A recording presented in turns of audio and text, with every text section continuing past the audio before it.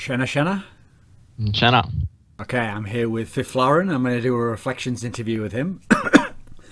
So, I've read actually quite a lot of interviews with the NIP guys, and like I've heard this one fucking story about 17 times now about how you were all in source, and then if we could get right was getting a heat PC or whatever. Like the same fucking story we've all heard a million times now. So I don't want to go through that aspect, but I want to kind of go back in time a little bit to set the scene for the interview. Okay. So one thing people never ask you when they ask about your source career is like, what type of role did you even play in Source? What type of player were you? Because I've noticed in the career of most CS players, no one starts out as a support player. It's the same as like in football. If you're a really good footballer, odds are you didn't start as like, oh, I'm going to play left back defender and I'm just never going to try and score a goal. You'll probably try to start and be a striker, and see if you can do that. And then you see what your role is with it. When you first used to play Source back in the day, so like 2005, 2006, this sort of era, what type of player were you? What style did you have? Well, yeah, like you said, I went over to Source back in 2005. I used to play 1.6 before that, actually. But back then, I've actually been the in-game leader for my entire career, I think, up until I started playing for NIP.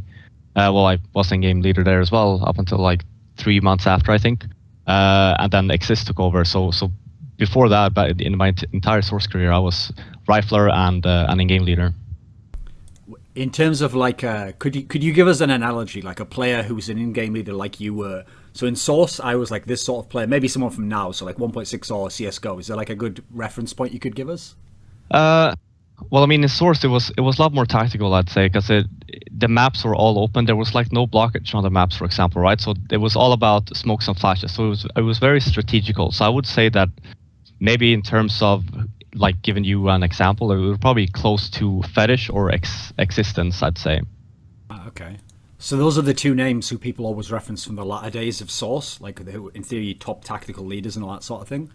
Well, Uh, yeah. well, I mean, if you look at the background of Source, Existence, like his team went back in very games. I think they started becoming like decent in 2010, if I'm not mistaken. Like before that, they weren't really. I mean, they were still good, but they weren't a top tier team. And then before that, I mean, Rattlesnake played a bunch of Source as well. So I mean, he was obviously known for his skills as well. But then up until I'd say up until 2008, I think it was just a handful of in-game leaders that actually had like decent teams, and I'd say one of them was probably myself with my team. You had Fetish with his team. Rattlesnake was a part of that as well, and then you had Guardian's old team as well. But all of the players they used to play with as well, they left, but they had one good in-game leader there as well called PHP. Who was also very good. So I think all Source in-game leaders they almost have the exact same style in terms of like game style play. Okay, so what is that style then? Because since those two you mentioned there, Fetish and Existence, are like top leaders now in theory. Well, the problem is a lot of 1.6 people. That's the thing they always criticised about Source. They looked at Source and they thought it wasn't a very tactical game. Like they saw people just rushing in and they didn't understand there wasn't like a defender's advantage and stuff. So they thought, oh, it's just a run and gun game. There's no tactics here. So what were they good at? And do they use similar styles now that they did back then? Well, the difference between when Source first came out and you had 1.6 versus Source, one of the things about Source was it was a lot faster. It was a faster pace. That's why people always assumed that it was just run and gun. But that really wasn't the case, because yeah, it was a fast game, but since you could flash and smoke pretty much everywhere on the map, like you can stand on Dust 2, for example, you can stand towards B and smoke long if you wanted to, because there were no hitboxes across the map. So it was tactical in that sense, that you could do a lot more with the stuff that you actually had in comparison to, for example, CS:GO right now, because you can't do that anymore. So, for example, for Fetish's part as well as Existence, it was tactical in a way that they had this one guy back then for Existence. They had RPK. I'm sure you remember him. He was their runner. He was the guy who went in. He did whatever he wanted, and got a few kills. The remaining four, they were the one that was doing a little bit more as like a strategical approach. Same with Fetish's team as well. They were also very strategical with double fakes and whatnot. So I mean, if you look back how it used to be before, yeah, you had one guy running around killing people. We had the same, and then the other four did their part in terms of tactics and whatnot, in case this one person didn't kill two or three guys. When I used to play CS, I always had to be the in-game leader, and it was for two obvious reasons. One, I want my team to have really good tactics, but two, most other players in CS don't give a fuck about tactics. They just want to shoot people, and so I know if I let someone else do it, they're just going to do a half-assed job of it, or they're going to do something stupid like design the tactic around them doing what they want in the round, something that's not going to help the team as a whole. And so even though I didn't want to do it, I had to if I really wanted it to be done well, It's like that mentality, like I just have to accept that. If I want to get it done, I'm going to have to do it. Are you really someone who, like, you liked tactics, you liked being the in-game leader? That's the way you were for so many years? I mean, it's just, I think it's just one of the things, where, oh, you've always been an in-game leader, or why don't you just do it now as well? I think it's gone to that point, and then obviously for doing it for so long, you kind of get used to it.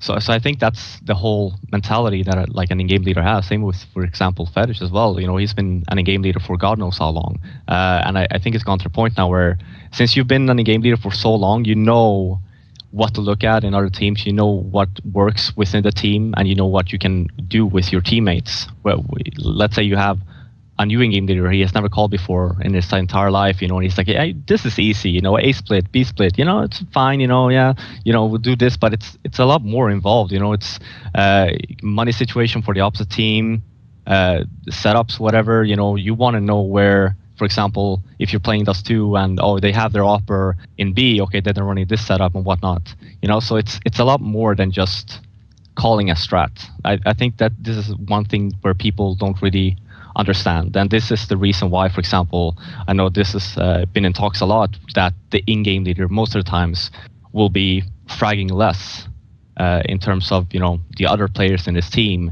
Exist does a fabulous job with that, but it's because you have to keep in mind you are running your team and you're also trying to outsmart the other team, which takes a lot on you, and then at the same time you have to flash smoke and try and kill someone. So I'd say it's hard to be an in-game leader. I think that there's only a certain kind of people that actually can be a really good in-game leader. If you think about your overall career, though, the strange thing is you play so much of it as the in-game leader, but the most successful period of your career is when you weren't the in-game leader. So how did you how were you able to transition to not being the in-game leader, but still having like is it difficult when you've been the in-game leader for so long to then take up a totally different role in the team, or did you have similar things you still did? No, not really. I mean, coming back to when we first started playing CSGO with NIP, I started off with being the game leader, as well as, because obviously we are 5 riflers in our team. It's always been like that. And then we were talking, it's like, okay, does anyone want to have an op? Because on some maps, we might need one. Especially in the beginning of CSGO, we didn't really know on which maps like an op would be good on. So then it was like, okay, who wants to do it? And then, Freiburg from Source, he only played rifle. I don't think he ever opted a single time in Source. And then you have Forrest, who used to opt, if I'm not mistaken, back in 1.6. And then Get Right and Exist, who also never really opt. So then, it was safe to say that, then I might as well take it because I'm the in-game anyway, and I can lead the team. And if we need an op, I can just pick it up as well. And then what happened was when Exist took over the in-game role, I became the full-time opper, which, for oppers, that's really good right now. Say Guardian, for example, or Markelov or whatever. They've been opping for, probably their entire career. As for myself, I never really used to op, and then I get thrown in and I get to play the op against the best people in the world. So it's actually quite hard, but that's kind of the role that was given. So because obviously we spoke about it and we thought that it was the best fit for the team. One of the things about your AWPing that I always found strange, it reminds me a little bit of how Smiths uses it in Titan, which is that I'm used to, if you have someone who gets the AWP a lot, he's going to be like the superstar. I'm only going to give him the AWP because he's like, he is like Guardian or Kenny Essen. And my idea with him is like, he's going to be a focal point of the team. I'm going to set him up to do whatever he wants. But when you and Smiths use the AWP, it seems more like it's like within the tactical aspect of the team. Like, I'm going to hold this one angle here, and then they know, like, if I move back, they're coming in or something simpler like that. It's more of like a utility role to it. Is this the way that you use the AWP in your team? Like, what was the thinking behind actually how you use it? Since, like you said, there's a degree to which maybe the AWP wasn't even going to be used in CSGO, or was it? And people didn't even know.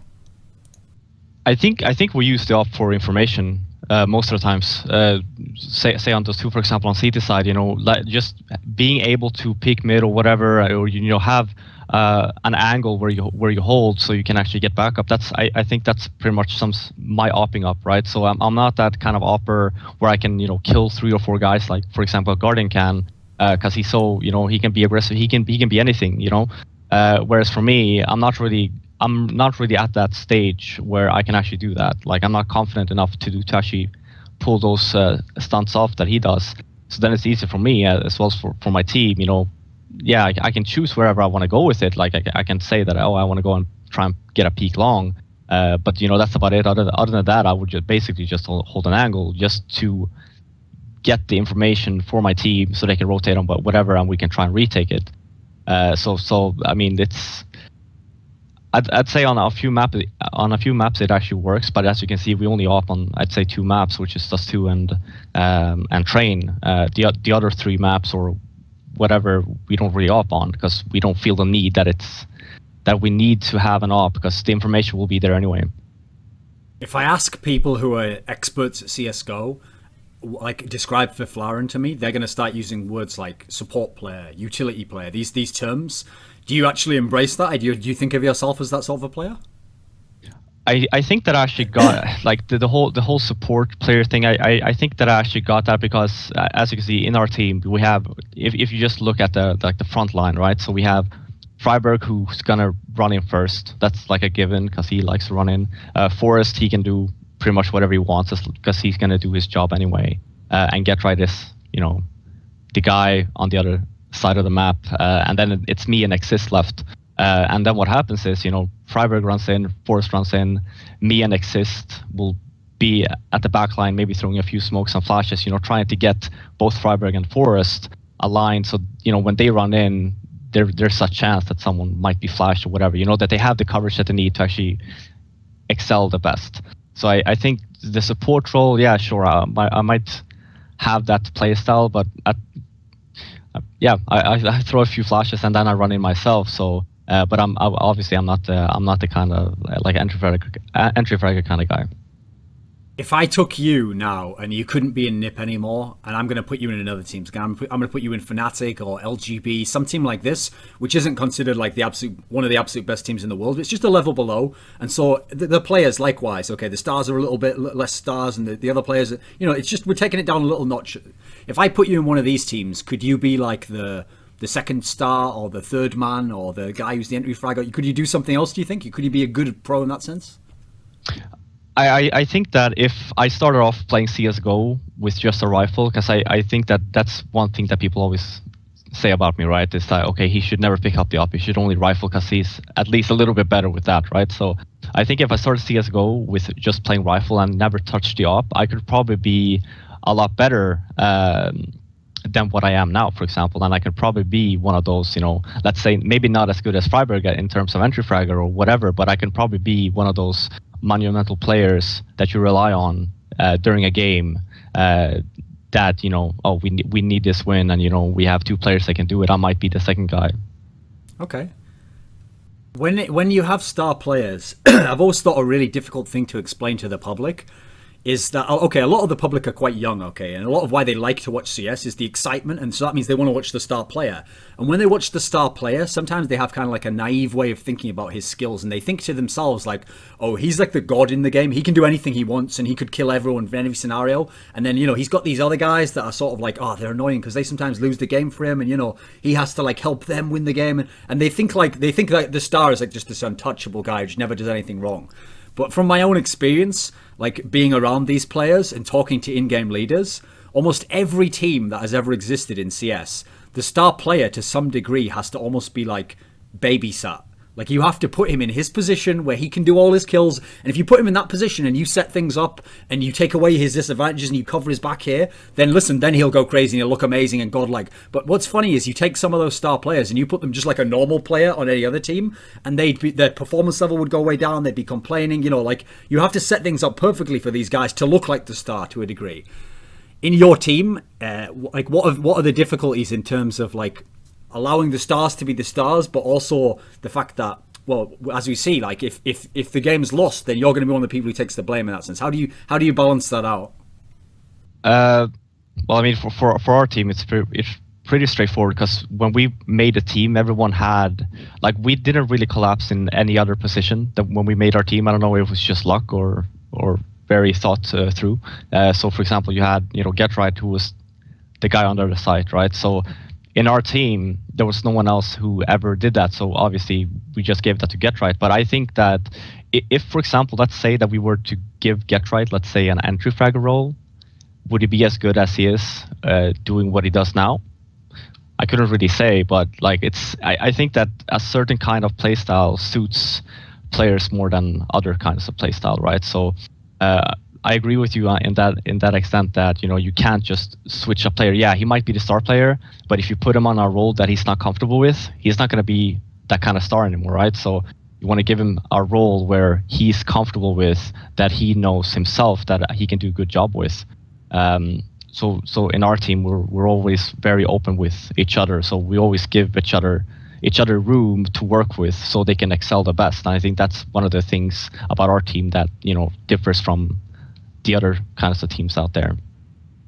Okay, so if I put these points together that we've just kind of discussed here, well, when people want to give credit to a support player, okay, what they'll often say is like, oh, he does all the dirty work, he does the jobs people don't want to do, and that kind of ties in sort of to what I was discussing there. Because, for example, okay, I'll give you an example without names. There was a famous Swedish CS team back in 1.6 that had all-star players. If you looked at the names on paper, you'd be like, this team will win everything. And what's funny is part of the reason why they did terribly is actually because they hadn't even thought of very, very simple things in CS. Like, wait a minute, we've just got 3-star players who all play rafters on ramp.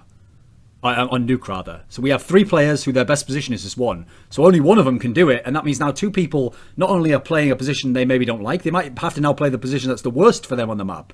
So you haven't thought of it through because people just don't tend to think on a larger scale like that. But obviously that's like a bad way to set a team up. And so if that team had existed and kept going and they'd been successful, then whoever that third guy is who didn't even get his second best position, he got his third best position, I'd give him a lot of props because I'd be like, wow, you still succeeded and you were like not even vaguely playing your best position. Is it true that in NIP at all, you have to take positions that aren't very good for you, or you have to take the position that's left over, or the one that people don't want to do? Are there actually maps where Fifflaren plays his best position? Like, how do you balance it out? Because I know as a team, you can sometimes do the 2 directions. You can either give the star the best position, or you can think the star can play a worse position, but this player needs his best. Like, what do you think the NIP's balance is like in that sense? I think for us when we first started playing CSGO, because obviously, let's say that Forrest was really good at holding ramp on nuke in 1.6, that might not have been the case in CSGO, right? So when we started playing CSGO, we just asked everyone, okay, where do you want to play? Where do you want to play? And they all said, well, I've never played this before. It's a new game and whatever, so I can give it a shot. And I think that's pretty much how it's gone to the point now. And then obviously on Dust 2, for example, CT side, we feel like we need an opera on CT side on Dust 2, right? So then clearly, someone is drilling here as well. Then clearly, since I would be the opera and Forrest will pick it up sometimes, then I will get the role. Maybe I might not want to stand there, but I will do it for the team. But I think it's gone to the point now. I mean, we've been playing together for 2 years, and I don't really see myself getting those kinds of positions anymore, right? So everyone just says whatever they want to hold. I might say, well, I want to go middle, and then that person going middle before, he might just say, okay, I want to go B. Okay, let's try it out. So it used to be like that, but not anymore. When you look at the players in your team, so you have Get Right and Forrest as so famous as being superstar players. Exist had a period at the end of 1.6 where maybe he was in one of those sorts of roles, so people think highly of him. And then that basically leaves you and Freeberg are the other players. And so when I think of why you get so much criticism, one reason I think actually isn't necessarily directly to do with performance, it's to do with the role within the team. And what I mean by that is, even if Freiberg dies, okay, Freiberg, I'm not sure you're supposed to say it. If he dies, he's never going to look bad by how he dies because his style is to run in first where you're supposed to die. And so if he dies, it's like, okay, first of all, you forget about it because then the other players go in and they maybe kill them and they win the round. Secondly, if he does get any kills, you're going to think, wow, he got 2 kills there when he came in. That's amazing. But your scenario, I see you get left as the last man in so many rounds where because you're not like the superstar player, you're going to lose a lot of those rounds because you're not going to win a 1v2 versus Shocks and Scream or something, So it makes sense in that sense as to why it's harder for a fan to maybe see the subtleties or what goes on there. Is there a degree to which you can understand criticism against you? Is there any of it that's reasonable? I mean, yeah, obviously, yeah, of course. I mean, they are expecting like NIP, the best team in the world. They're expecting 5 superstars. They're expecting every single player in this team to be a superstar. That everyone is supposed to run up on different sites, 1 B, 1 mid, or 2 mid, and 1 apps and 1 boiler on Inferno, for example, and they will all get 1 kill each. But the thing is, that's not how it works, right? So, like you were saying before, yeah, we have our superstars, but what you want to do as a player that's behind the superstars is you want to make life easier for them, right? So what happens is I will, for example, let's say I will flash out Forest and Freiburg out long, and I will also smoke for them. By the time I get out, Freiburg and Forest, if I have done a good job flashing and smoking for them, they will probably have killed them before I even get a chance to get out there, right? And by the time I'm up on A, four of the opponents are dead, and then I'm sitting there. I was like, yeah, okay, cool, we won the round. But then when things don't work out as planned, like you said, when I'm left alone, for example, that's when the round hasn't really gone the way it should, because we flash out, let's say Forrest and Freiburg dies, Get Right's on the other side of the map and he dies from something as well, and then it's me and Exist, for example, and let's say Exist dies as well and I'm stuck there. And that's pretty much the reason why I'm left alone, is because the round before I was left alone, it didn't work out the way that it was planned. So, I mean, I'll even take the example further. So there've been some games, like actually a lot of the games in Katowice, you were doing very well. If there are games where Fifflaren's like top fragging every map and he's doing the best of everyone, if I just see that initially before I look at the game, I'm actually probably going to think, oh, there's probably something wrong there. Because if he's absolutely owning the whole game, that probably tells me odds are all 5 aren't doing amazing. So then I'm wondering, is Get Right not playing his game well? Is Forrest not? Like, would you agree that this is like how things are supposed to work? I think that our team is the kind of team where everyone has time to shine. It's not all about Force or Get Right, if they're doing a good job or whatever. I think it's the same for Exist as well. You see Exist top fragging a lot as well, even though, let's say, he shouldn't on paper, because he's also the third man in. But I think in our team, we are given positions where we all have some sort of time to shine during the game, or during a match or whatever. So I don't think necessarily, let's say, that I top frag that the team is doing bad. I think that people are just giving me the opportunity to actually do better, let's say, on that certain game than, let's say, another game.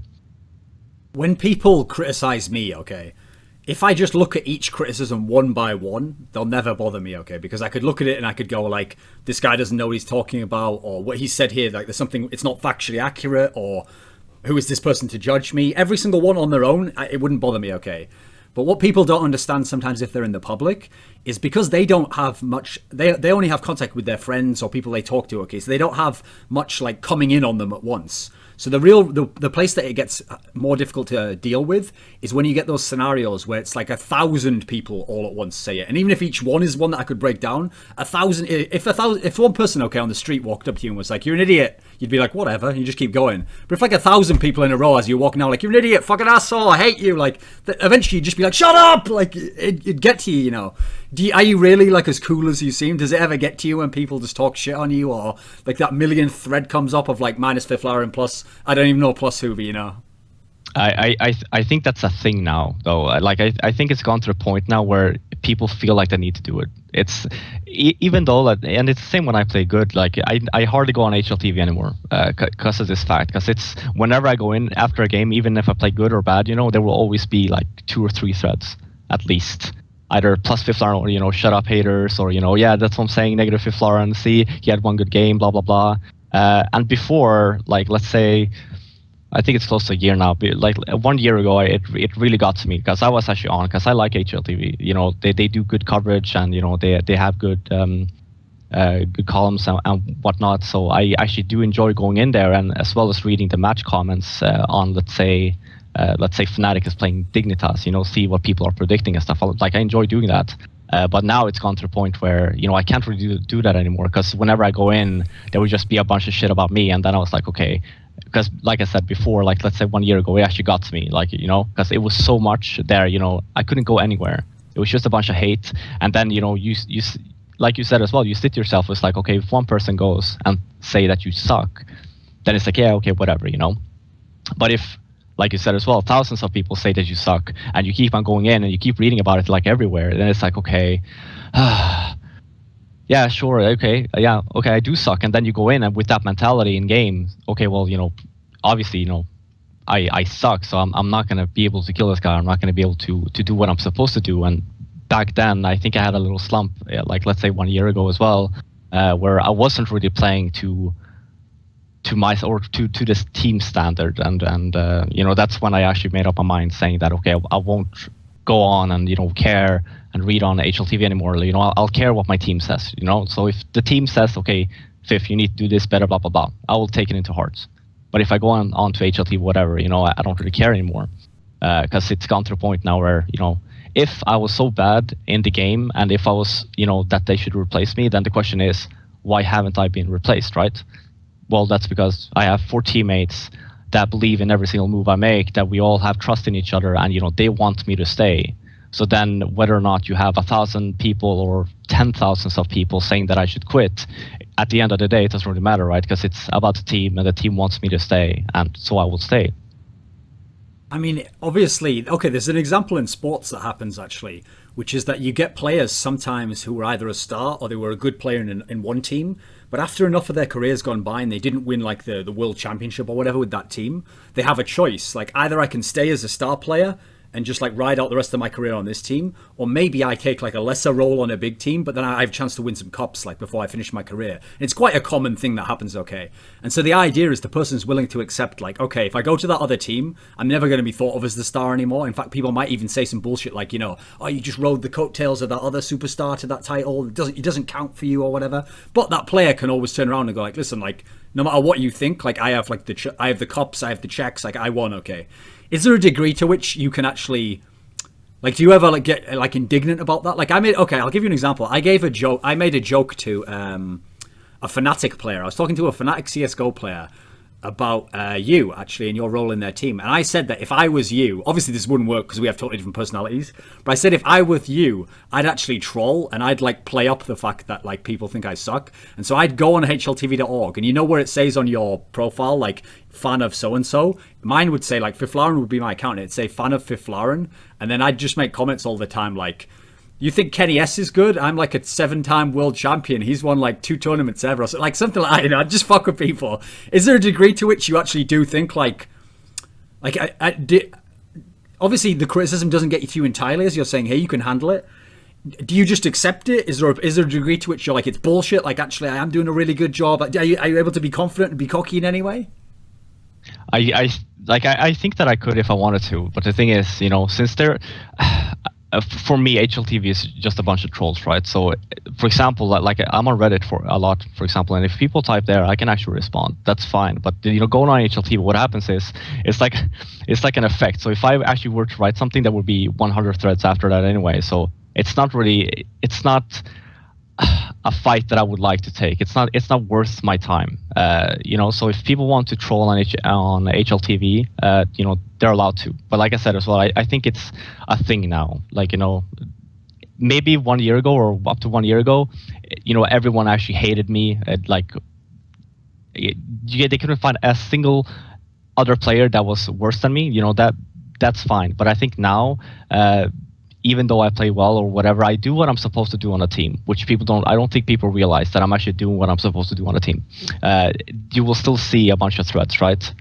And I think it's just, you know, they just feel the need to, because they go on HLTV, it's like, okay, did someone make a post about Fifflaren? Oh, they didn't? Okay, I'm going to do one. And then you just write something, okay, negative Fifflaren, and then you just add a random name. Because I think I've seen like 100 different names. So I have to say, to preface this question, I'm actually someone who I don't in general like the statistical approach to the game, because I noticed a lot of people use statistics instead of analysis. Like, statistics are good if it points you somewhere and then you look and ask, like, does that match up with like my theories anyway, and does it make sense when I look at it? But if you just compare numbers, that's actually quite a stupid way to look at the game. Like, oh, this number's higher than that, therefore he's better. Because you could find cases where a number is higher for one player who clearly is worse than another player. He has less of an impact on the game. But in saying that, I know a lot of people statistics is important to them. And this is a big part of where HLTV.org plays a role in the community. People go to that thread every time to check the stats of what is the plus minus on each player. And it seems like plus minus is the main thing they use now. They don't even use doesn't even use kills or anything, or they don't even look at like which kill in the game was what. They just want to know what was the plus minus. And if you're the guy who has the minus, you're fucked. Like, you will never be able to convince them you're good. And so I have to ask you this question. There was this article done by Lurpis where, using that sort of criteria of like the plus minus, he found a pattern where he said that almost every key NIP loss, Fifflaren was like significantly below everyone else in the plus minus. Like, you must be aware of this. Like, what do you think of that? Is there anything to it? I like you said as well. I think this whole plus minus thing is, I mean, in some cases it might work. Let's say that you have a role as an anti-frag, right? And the statistics show that you only get an anti-frag 20% of the rounds. Then that's a good that's a good statistic, like stat to use, because okay, well, I'm the anti-fragger and I'm getting but you're only getting an anti-frag say 2 rounds out of 10. Other than that you die. Then obviously you're not that good at anti-fragging. But coming into, like, let's say people that don't have roles like that, coming into people that just have roles where you try to help your star players be better. You're trying to help them get the frags that they need to actually get the side or whatever, and then you are left as the fourth person, whatever, coming in, and if it works out, it works out. But I think that when we lose games, I can take EMS for example and Katowice as well in the finals. I think I'm still getting hate for that because I had like 9 frags over 2 games and we got completely stomped, and people are blaming me for the loss. But I think that's the same thing as saying, oh, whenever we win, the people are saying that we win when we play 4 versus 5, and when we lose, we also play 4 versus 5 because I'm not doing anything. But what's the difference then when we win and I'm again subpar? For example, I have negative stats and we still win, whether or not, and then when I lose, I also have negative stats and we lose. So what happens is, since I have negative stats, I am often to blame, right? But whenever we lose a game, we know what went wrong, for example, right? So I can tell you right now, so whenever we lose a game, it has nothing to do with me not fragging correctly. It has something to do with our rounds did not work. We didn't execute the rounds to our standards, or we didn't play our defensive game to our standards. Like, the rounds that we were playing wasn't really working out. So like at the end of the day, I don't think that we never blame a single person on our team for losing. Okay. I mean, I want to reference that final later, but on a different topic. To close this topic up, though, one of the things I've always thought, like when you were describing there statistically, it's actually the same in every sport. Like, for example, I like to follow basketball, and any American sport, okay, they've gone way overboard with the stats. They have like a fucking million stats that go all over the place. And it's because they're trying to like use numbers to figure out the game, okay? And so one of the problems they have, though, is that certain positions, the stat, you don't get a stat for something that you do there. So, for example, playing amazing defense on someone. Yeah, the other person's stats will look worse, the person you're defending. But sometimes if they're an amazing player, their stats can still look really good. And so the person doesn't see that actually you like took something away from them, but they still had something good. And so the stat doesn't show up.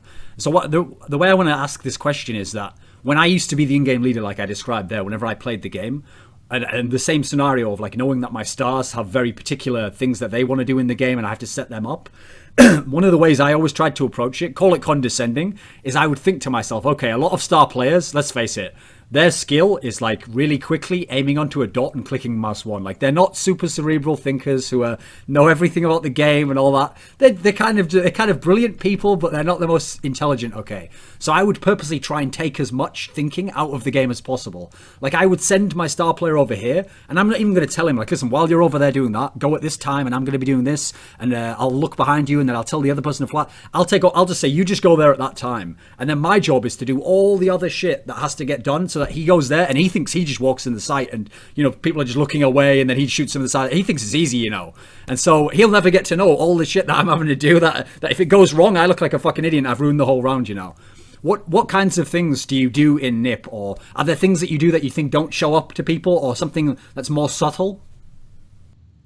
Yeah, I mean, yeah, like I think you actually just nailed it there, actually, because I mean, they look at, like you said before, people like to look at their star players, and what does star players do, right? In Counter Strike, they kill people. They have really good stats, and they turn a game around, and I think that's how it is for us as well. Like you said, let's say, for example, let's say we put one star player in a really shitty team, right? So you have us NIP. Let's say we take one of the players in NIP and just put them in a really shitty team, and then they play against the same kinds of teams that we play against right now.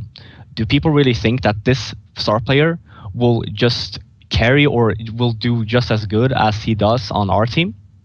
I'm gonna say no, right? Because what happens is you put him in a worse team, that people that don't know how to help this player out.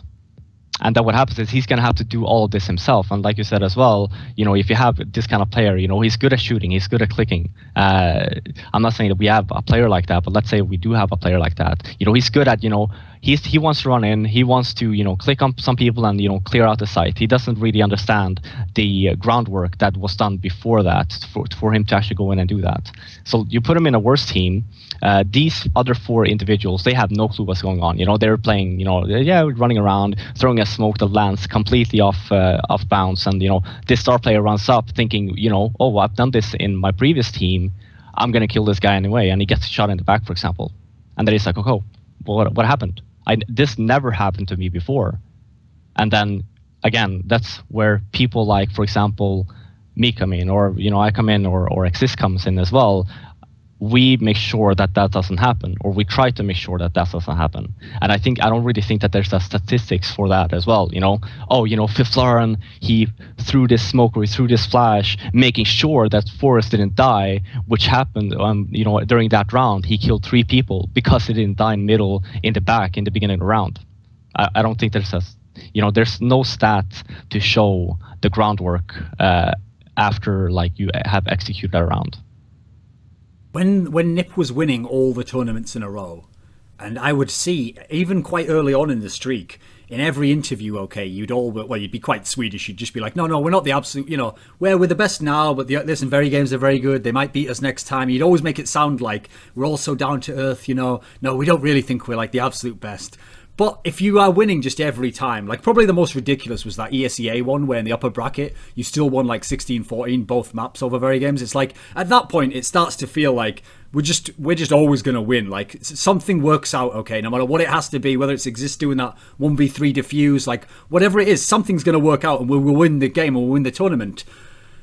During the streak, because obviously later on we're going to reference the fact that there's been a streak where you haven't won.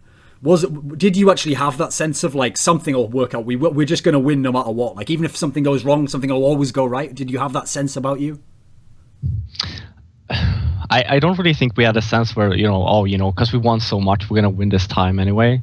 But I think we had the sense where, I'm pretty sure if you go back to and you watch the latest tournaments that we had when we had this streak, like no one was really happy. It was like, oh, yeah, we won. It was not really, yeah, sure, we won and we were happy in a sense, but it wasn't like, for example, when we won Copenhagen Games, for example, this time, like everyone was, super happy because we hadn't won in a while. And, we actually worked hard to get there. Whereas before, when we had this streak, we just felt that, people just needed time to catch up, basically. Like we knew that we were far ahead of everyone else, and we knew that, for example, Titan would be one of those teams where they will come back because they are a really good team. But back then, it's not like we thought like, we're going to win this anyway, but it was like on to the point where since we were so far ahead, in our minds, we knew like even though let's say we're not going to practice, we will probably win anyway because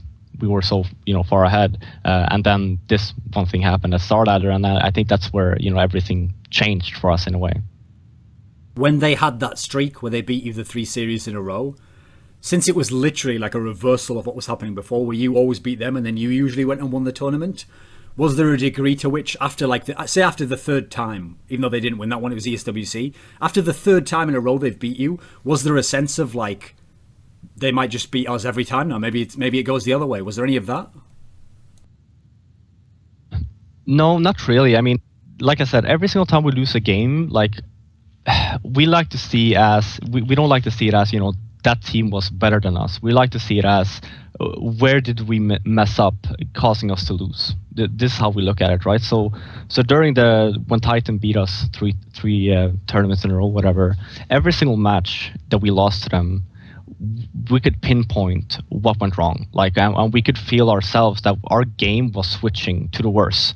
So in the beginning of CSGO, we had this very, kind of run and gun play style, right? That people, not that many tactics, and we can just run and play. And then when we start losing, we start changing this to kind of like how Titan had it when they started playing CSGO, because we thought that, okay, this is what we need to do, because, obviously the things that we did before, it's not really working out.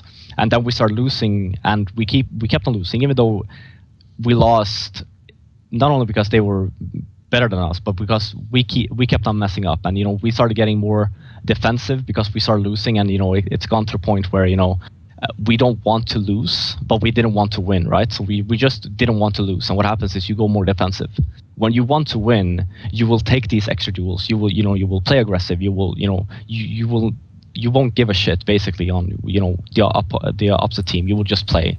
When you don't want to lose, you're thinking, okay, I'll let them come to me, and I will try and defend as good as possible. So I think that's what happened to us, but I don't think that we ever thought that, okay, Titan's going to do this to us like we did to them. We just always had in the back of our mind that it's like, okay, we threw this game out. We know what we did wrong. Next game, we won't let it happen again. When the EMS tournament came around, people were thinking, from the way the tournament had gone up to the final, like, okay, even though all the hype was behind Virtus.pro and everyone said they're going to win, although they said they were going to win just because it was in Poland, which, like, that's a bit of a crap excuse. Come on, there's other reasons that you win a game. But you still look very strong, your team. You personally were playing very well. The team was just rolling everyone. It's like, until you got to that final, you hadn't faced the challenge, really. When the final does come around, and like you mentioned there, you got 9 kills in, like, 44 rounds, or... yeah, I think that's... no, I thought 44 deaths, so it'd be, like, all the 50-something rounds. That, like, we can't put it any other way. That's a terrible performance individually, right? Oh yeah, for sure.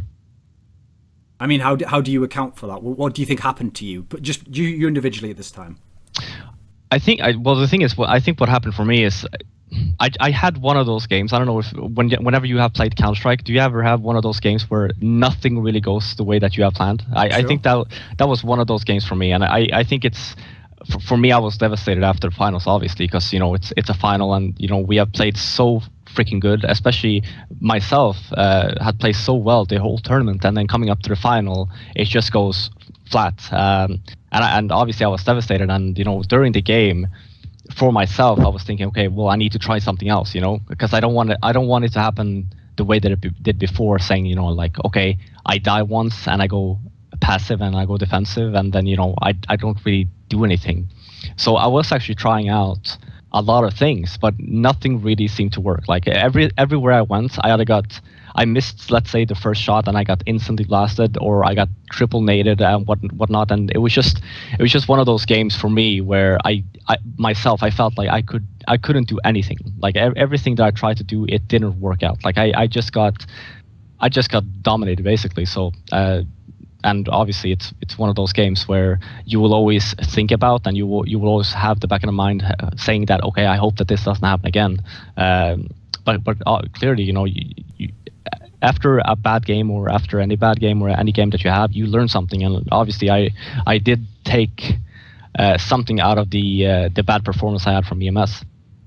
Going into every big series in CS, one of the things about the way the map pool and the ban pick phase works is I'm pretty sure I could probably guess with like 90% accuracy what every team will pick and ban, just from knowing the history of how good they were versus this team last time, or what their overall stats are on the map. It's actually quite easy to figure out what people are going to do. And sometimes I even go the other way and I get mad at certain teams. Like, for example, I used to get mad at Titan for never playing Train. Because, okay, don't play it versus Nip, who's better than you on it, but play it versus other teams, so you have the option there to mind game them or make them think that they have to ban, something like that. It's an extra tool you can use.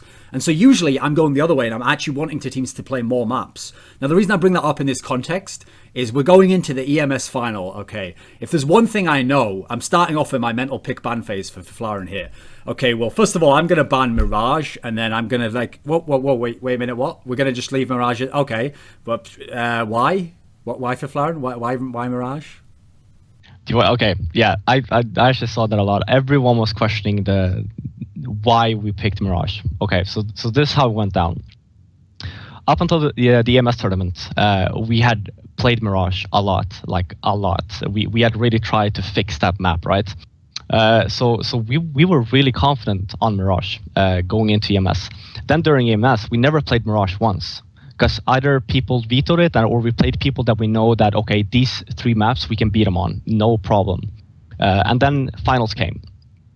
And I just want everyone to know, in regards to veto, it's not something that you do individually as a game leader. Like you talk to your team, asking what they want to play, right? So we were at the hotel before the finals. We were watching some demos from Virtus Pro, and I asked the team. I was like, okay, guys, do you want to play Train or Mirage versus Virtus Pro? And we know for a fact that Virtus Pro is really strong on Train, and whenever we play them on Train during practice and whatever, we always lose, like always. So we know that if we pick Train, chances are, like, our odds are very slim to win that map, even though we're good at it. And then we have Mirage, right? And we were thinking, okay, Virtus Pro have played Mirage like 4 times during EMS. We have all the demos here. Let's just watch them. They have no clue on how we play on Mirage. So let's just do that. And then we asked the team, okay, what do you want to play? And everyone said Mirage. Let's take a gamble here and just try and play Mirage. And we're like, okay, we'll play Mirage. And we had a really good idea on how Virtus Pro was playing. Like every single round they did on Mirage on T side, we knew what they were doing, right? It's just that we couldn't do anything with the information. So after the EMS finals, obviously everyone criticized me, especially for picking Mirage. But it was obviously, it was a team decision, and we felt really confident going into the finals to play Mirage versus Virtus Pro. But it was a gamble, and it didn't pay off. Did LGB beating them on Mirage play any factor in it at all? No. I think even if Virtus Pro would have beaten LGB on Mirage, I think that we would have still played it. Okay, so when you say there, this is the reasoning I actually had it in mind, which is that you hadn't played it at all, so you were thinking, they don't know how we play. But also, listen, every in-game leader wants to have as much information as possible. He thinks, if I have all the information, I could make the right decisions here. But there's also a factor, right, where if someone is let's say it's their best map, which I think now people will acknowledge it is, if that's their best map, then sometimes even if you know what they're going to do, that doesn't matter. They'll still do it and it'll work and you won't be able to stop it. Looking back now, obviously we have hindsight. Could it ever have actually worked? Was it just a mistake to pick it now? If you look back now, did your plans of what you were going to do to them and how you're going to stop them, could it really have worked, or would they still have just won the map anyway, do you think? Well, the thing is, our idea was that, if we pick Mirage, we still have 2 maps, and we knew there was going to be Inferno and Dust 2 that would be played as second and third. So we were thinking, okay, even if we lose Mirage, we still have Inferno, we still have Dust 2. 2 maps that we know that we can beat them on. So that was the thing, right? So we were thinking, okay, we'll pick Mirage. Even if we lose that map, we have Inferno, a map that we are really good at, and we have Dust 2, a map that could go 50-50, but we are also confident on it, even though we lost to complexity on it. But we were confident that we would win. But then what happened was, so the loss at EMS itself wasn't because of Mirage. The loss itself was because of Inferno, that we played horrible on Inferno. Okay, but I've got to pick you up on that then, and to tie the two together. You're absolutely right, okay. In theory, you should have won Inferno, and that should go to the third map, and then at that point, it doesn't really matter. It's best of 1 to who wins the title. But I think that Mirage played a big role in it because, okay, everyone thinks because everyone lives in a fucking movie world, they think it's because it was in Poland and all the fans were like, yeah, go Virtus Pro, that's why they were winning. But I actually think it's more like you gave them Mirage first, they stomped you so hard on it that then when you get the wrong side on Inferno and they start rolling on Inferno as well, they're just out of control at that point in time. To even get to a third map, you're gonna have to weather a ridiculous storm of them just thinking well, we're almost there. We almost won the whole tournament, in 1.5 maps. Whereas in another scenario, I mean, we've seen this in the last 2 series you've played them where you beat them. Okay, even if they beat you on a map in those series, it's more close, therefore they don't get the insane momentum rush. It's like a closer first map or whatever. And then the key thing is on the second map, to win it, you don't have to blow them away. You just have to like hang on. And then if they did have that momentum like they'd had on Mirage, if you could have hung on a bit more on Inferno and got that to like 14-14, then maybe then they burn out eventually. You know, that's how it is with teams. You can't just keep it rolling 50 rounds in a row. I mean, isn't this true to some degree? Yeah, I mean, yeah, for sure. But also, I forgot to mention as well during EMS, the reason why we didn't pick Train as well was because we had a lot of problems on Train coming into EMS. Like people always think that we are the best team on Train. Like NIP are so good on Train that it's silly. So why aren't you then? You look pretty amazing to me. Well, that's the thing though. We look amazing, but look at it, right? So almost every team bans Train from us. Like, I think it's only like 3 teams that can play Train versus us, and it's not because we are good at it. It's because people don't play Train.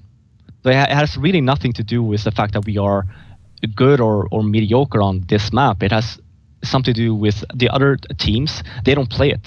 You know, so as you were saying, right? So you have this is why I've been telling Titan this for a very long time as well. Why they don't play Train? Because they have the players to play Train. Same with Dignitas as well. They have players to play Train, but they don't play it. And why don't they play it? Well, they don't like the map. Okay, so you have 2 of the top contenders in the world. They don't play a map.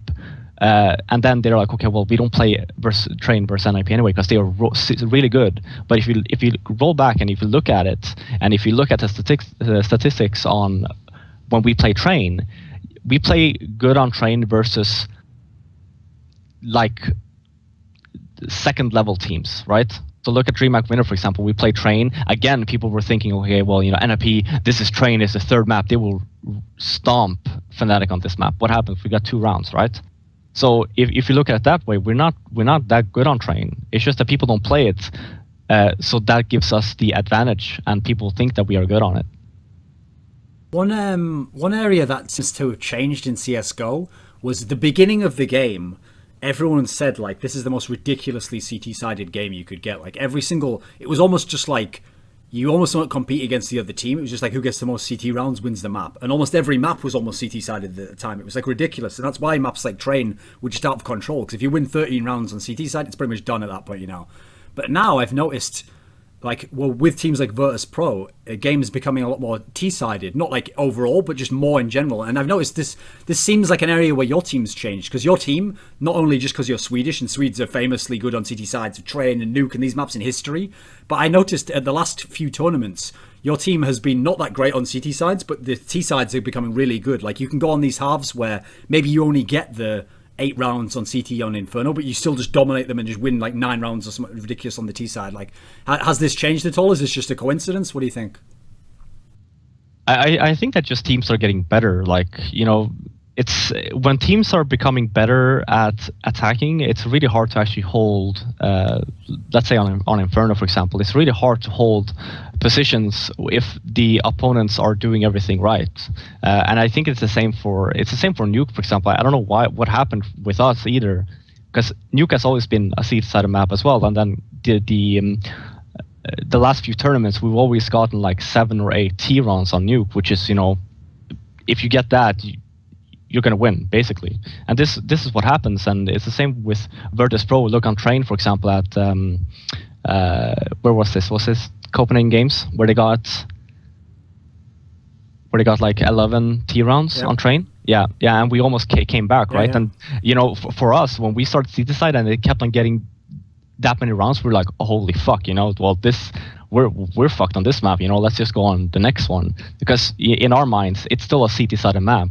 But, you know, the more matches we play and the less CT rounds that we get, then you can actually, it's safe to say that, you know, maps are balancing itself out. It's the same with Dust 2, for example, as well. If you have a good team, they will have a lot of rounds on CT side, which is what happened to us on Copenhagen Games versus Virtus Pro. Because, you know, people always think of Dust 2 as like, okay, if you don't get like 10 or 11 T rounds, you're going to have a really hard time going into CT side. But now it's like, okay, if we get 9 or 10 T rounds or 9, they should be happy with it. unless you switch over to CT and you just get dominated. But I think it's gone to a point now where that rarely happens. Like you will not often see teams get like 12 or 13 T rounds on Dust 2 anymore. One of the downsides of the EMS result was that the thing is the insane streak that you'd had of winning tournaments before meant that it seemed like, okay, even if Nip loses a few like you did to Titan, you've got so many wins that like you're that far ahead of everyone else. Okay, it's going to take a long time for the catch up. But then this aspect of the majors coming in has thrown in like a new wrench into the works, because now there have only been 2 majors and Nip lost both of them. So now it's like there's a different scale that people are judging Nip on. Not just all those victories in the past were great, but if you never win a major, then people are always going to be like, they never won the major, Does the fact, when you lost the first one, you could just say to yourself, okay, things went wrong on that day, or you could look at Fnatic and go, they played better than I think they've ever played ever in their lives, and I don't know if they've ever played that well again, so you could just give them credit, okay. But if the same thing happens to you twice, where the same thing happens, the team goes crazy versus you, they play incredibly well, and it looks like those are the 2 times your team played the worst I think I've ever seen you in a final. If you add those factors together, do you acknowledge, is there some sort of a stumbling block or something that's been holding you back in those majors? I'm not really, because we were talking about this actually, and if you look at it, the last, we can add in DreamHack Winner, we can add in EMS, we can add in the previous Star Ladder, and if you look at it, right, so at DreamHack Winner, we played great, we beat Titan, a team that has beaten us, I don't know, I think that was the 3rd time they beat us, right, and then coming to DreamHack Winner, we actually beat them again, it felt great, and then you have this, again, you have this team, Fnatic, coming into the finals versus us, and everyone was like, okay, Nip's going to win this for sure. And then we go in and we lose that, and then we're like, okay, we were still happy because we beat Titan that we had, problems with. And then, okay, we lost it, shit happens. It wasn't our day. We move on, and, next major comes at EMS. Again, Titan, again, the team that, we were supposed to play in a final, they end up going out in groups. And then this new team comes up, and it's Virtus Pro. They haven't really done that great before. Same with Fnatic. They were, also very quiet up until DreamHack Winner. And then you have Virtus Pro coming into EMS, and they win. So there's 2 new teams winning majors now. And then next tournament, we beat them. And I think we beat Virtus Pro like 3 or 4 times after this tournament as well. And then now again, Star Ladder, we come in, and we end up to the final, but it's not versus Virtus Pro, or it's not versus Titan. It's versus Na'Vi, again, a new team that hasn't, shown anything, right? So they win. So what happens is, when we lose versus a team, the next time we play them, we make sure that we don't do the same mistakes, right? So look at Fnatic, for example, after DreamHack Winner. They have not won versus us after DreamHack Winner. Look at Virtus Pro, for example, after EMS. They have not beaten us again after EMS. And now we have Na'Vi. They beat us on Solar. We haven't had a chance to play them yet after that. But, if you look at that, and if you look at the other teams, let's say, Dignitas or Titan, the top 3 teams, along with Virtus Pro now, we make sure that teams that beat us, we will not do the same mistakes twice, right? And then you have the top 3 contenders, anyone can beat anyone. So whenever we actually, eliminate, say, Titan or Dignitas in the tournament, that itself is just a strength for us itself, because we are, again, proving that we are a really consistent team. Even though we might not win a tournament, we're always battling for, top 2 placement. And it might not be versus the previous winners. It might be versus a new team, but we will always make sure that we end up going into the finals. And I think that's something that no other team has. Oh, okay. So in that case, all we need is in the next major final, just face a team that you've played before, and then, it's taken care of. There we go. Yeah, you're going to win. No, but okay, yeah. But if you look at it that way, we seem to struggle against teams that's not as good as the other teams on paper, right? So if you have a lesser known team and they go in and they just raffle stomp everyone, and then they end up going to us in the finals, and we're sitting there and everyone's like, oh, NIP, they should win this so easily, like 16-2, 16-3. These guys have nothing on NIP. But what happens is, and this is what I was talking earlier about the mindset. The mindset is, when you come into a tournament and when you come into a final being favorite to win, then you have the mindset that you don't want to lose. If you go in a final and you're the underdogs, your mindset is we want to win, right? So our mindset is, up until this point has been that we don't want to lose when we go into the final and we're playing underdogs. This is our mindset, because we think we are so much better than these guys that we can just, out aim them. We don't have to do anything special. We can, play defensive as long as we don't lose. And that the other mentality is that, you want to win, you will do anything to win. You will go aggressive, you don't care, right?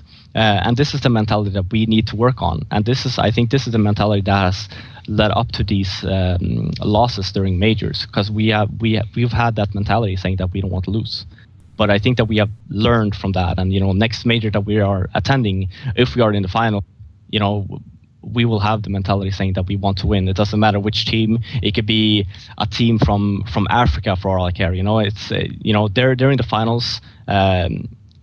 We will just think of them as even a better team than us, and we'll just go out and play with or play our hearts out basically. One thing you sort of mentioned there is that even if you lose, you're always in the final. And this is actually one streak that you have maintained, which is I think there's only 2 tournaments ever offline where you didn't make the final. And so the reason I asked this question is because it's kind of like a tricky topic, because there's like a good side and a bad side to that. So on the one hand, it's amazing that it's even possible to make the final almost every single time, no matter what the bracket is, because like you say, you're losing to different people. It's not like you always lose to the one person. Sometimes you beat that person next time and you lose to a different person in the final. And so there was this span where you were making the final every time, but you weren't winning. You only won the one tournament in this span of like 8 months or something. But the downside to that is I've heard like sports stars, who made it to finals many, many times. And they say that like every finals loss is like super hard. Like to the extent that sometimes, say you lost like 5 finals in a row and then you win 1. Yeah, it feels great to win, but it's not like that just erases the pain of like the 5 you lost. So there's a degree to which it can be bad to make the final every time, because then you're thinking like, well, obviously there's nothing wrong with me. Like I'm good enough to win, but something's stopping me. Like how do you weigh up the last 8 months or so where you've got to the final every time, but you've only won 1 tournament basically? Well, I think what people are thinking then, right, is like, okay, they have a good team because they can end up going top 2 in every tournament, but the team is not good enough to win, so they need to make a player change. That's what people think, right? Because that's like the mentality that people have. It's like, okay, yeah, you might be ending up going into the final, but you can't win. Okay, something is missing. You need to. Let's say that you replace this player and you get into another one, you might end up winning next time, right? But the thing is, again, like if you look at the games that we have lost during these 8 months, and if you look at the way that we have played during these 8 months, I wouldn't really say that we have played up to our standards. So it's gone to a point where it's really not up to like who you play or individual players. It's just when we play. I don't know if it's like a curse now or something, that when we play, we are, I think that people are referring us to MTW in 1.6, that it's like this thing. It's like a curse where when we play in the final, it doesn't matter which team, they always end up getting the better of us.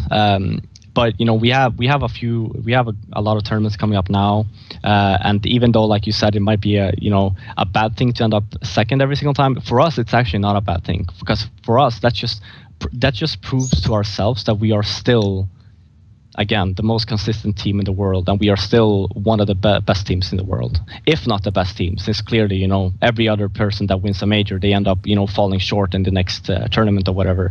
So we are still one of the best teams, and that's for us. It just shows that we still have what it takes to be the best team in the world, or at least are a really good contender to being the best team in the world. And then for us, we don't feel the need that we need to change a player. We just need to find a more suitable playstyle, or something that will work better for us when we enter the next tournament.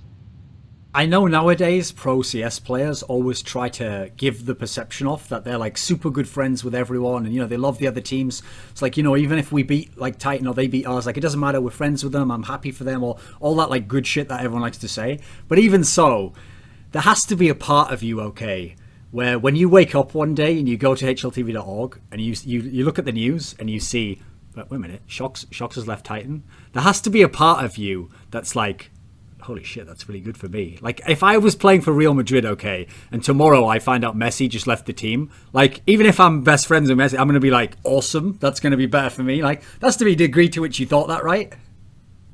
In terms of shocks, yeah, I mean, I think, yeah, when Shocks left Titan, obviously we were quite happy because Shocks for them, I think, was one of those blocks that made them able to beat us. You know, before Shocks, they had never beaten us. They had Pyjamas, who's also a really good player, but I think like Shocks just gave that little extra in terms of playing versus us, right? So I think it's gone to a point now. When Shocks left as well, we feel ourselves that we have the upper advantage of Titan. Again, we've only played them once, but even though Kenny S is a great player and all of Titan, they're very good, we still feel like now even though we could beat them before, now it just gives us more of a reason that we can beat them even more times. Okay, it's unusual in interviews I ever ask someone a question that's like really obvious and they should obviously want to answer in a certain way. But I have to ask you this in this particular way. So one of the things people have constantly repeated in 2014, because of all these different teams winning titles, they say like, oh, it's the open era. Now anyone can win a title, and now there is no team. And they also say like, no team will ever go 87-0 again, and they'll never be dominant like that.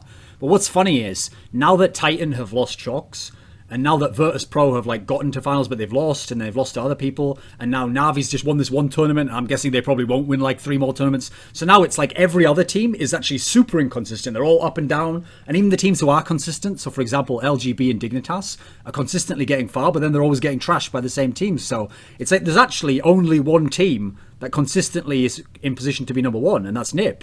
So surely, based on all of this, in the next 9 months, NiP should be the number one team. You should win the most events. You maybe don't dominate 87-0, but you should be able to be the best consistently, right, going forwards. I'd say so. I mean, looking at the tournaments we have upcoming as well, I feel that I think that people should always fear that we are always going to be there, chasing for the number one spot, and we will almost always be there, at least playing in the final versus them. So. Like you said as well, like people have this open era. I can agree to that in some extent because, look at the previous tournaments, right? There's always a different team winning. Like if you look at the past 4 tournaments, I think there's been 4 different teams who won those tournaments, right? So it's a lot more even now. But like I said as well, it's never the teams that did good that previous tournament. Just looking at the stats, I'm not saying that Navi will never win a single tournament again. If they keep on playing like they did and Starladder, I'm sure they will. But if you just look at it that way, then chances are. Because there's not many teams to choose from, right? So yeah, now we had Fnatic who beat us, we had Virtus Pro, and we had Navi, right? The next one, let's say it's Dignitas who wins, right? But that's 4 teams. Then there's not many other to choose from. After these, all of the teams have been wiped out. Like I said, we don't make the same mistake twice. Then I'm pretty sure that we will come back and we will start winning more tournaments. Since everyone is gonna forever probably mention the EMS final and you and the stat and it burned into their minds, okay. Is there a game or a series or a tournament you can pick out that like this is the best of Fifflaren? This is when I was like everything was going well. This is like when I did my best for the team and it all worked right. Could you pick out like a highlight for us? Well, that's the thing. I wanted the EMS to be one of those, right? Because because I feel like I actually really did like I think that I did my best tournament at the EMS during NIP. Like I think that even as being like even because I was in game during EMS as well, and I feel like up until the final I made every single call straight. I made every single call right. Look at Dintas, for example. That game looked to be very easy. People didn't really know what was going on. And, it's just that we had such a good idea on how they would be playing and how we would be playing, as well as, I was playing well as well. So just removing the finals, let's say EMS, I also feel like previous Starladder had a good tournament, even though stats don't show it. I think I had a few key moments that actually made us win, especially versus Titan, that people seem to forget, right? Like when you win and you do something good, people will remember it for 2 days. And if you lose and you do something bad, people will remember it for a decade, right? So, but I think that I've been playing better recently. So hopefully I'll have one whole tournament that I'm actually doing solid on every single match that I can come back and say, yeah, this tournament I actually did really well on. Okay, to close things up, do you have like a final message or someone you want to thank or say hello to? I just want to obviously, thank our sponsors. I never really remember all of them, but I think it's Komplett, BenQ, United, obviously NIP, Steel Series, Telia, and I'm probably forgetting someone, but thanks to the sponsors and thanks to you for taking the time to interview me. It's been fun. Tack så mycket. Varsågod.